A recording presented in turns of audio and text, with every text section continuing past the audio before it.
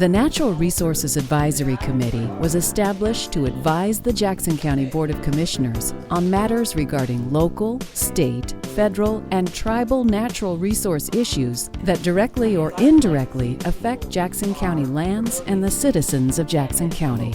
The membership of the committee shall be represented by a diversity and balance of natural resource interests.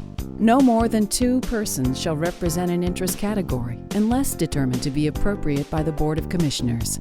Interests may include, but are not limited to, forest management, small woodlands resources, water resources, agricultural lands, grazing, mining aggregate resources, fish and wildlife resources, natural resource sciences, environmental at large, city and county representatives at large, watershed councils, and commerce. There are a lot of questions that come before the commissioners that really they don't have a lot of time nor expertise to go out and do all the research on. So we sort of fulfill that function. We give them advice. We will meet, come up with a recommendation. Oftentimes they're written, oftentimes they're verbal, to the commissioners, one of which is always at our meetings, and our liaison in this particular calendar year is John Nrac. And so if they have questions, concerns, the Nrac can go out and find out more about it or make recommendations. And it's a diverse group of people. We've got people from all walks of life involved. I think people get involved on the committee because they have concerns. We have teachers or former professors. We have former people that are have been with the timber background, Society of American Forester representatives. We've got some people that are involved with Jackson County Soil and Water Conservation District. It's a very diverse grouping, but people who are interested in the county's resources and what we do with them, land use planning, making recommendations, things like that. So there's a lot of expertise that is disseminated out to the commissioners. I think one of the most important issues was the one of coordination, which our committee, the Forestry Committee, sort of took on itself, recommended we get involved. So we were given the task of finding out more about it and then working with CAS Associates, Craig Stone and Associates, to put a plan together, a written plan, coordination plan that the counties could subsequently adopt, which they did.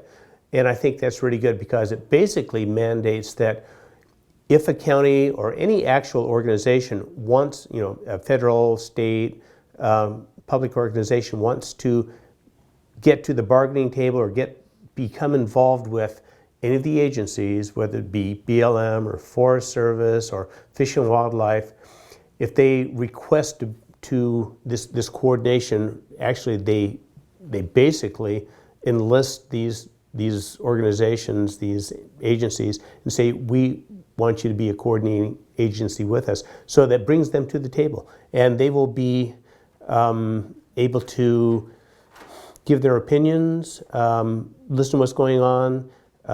If they have concerns or considerations, they make those known to the agency heads or whoever they're dealing with. And it's put the county at the table where they had not necessarily been before. So they've got a voice. And I think that's really important, especially since this county has in the past received so much funding from the forestry component of our natural resource base. And that is not the case right now. We're always working on forestry issues because they're always, uppermost in a lot of people's minds. We got to get more timber off. If we don't, we're going to lose it.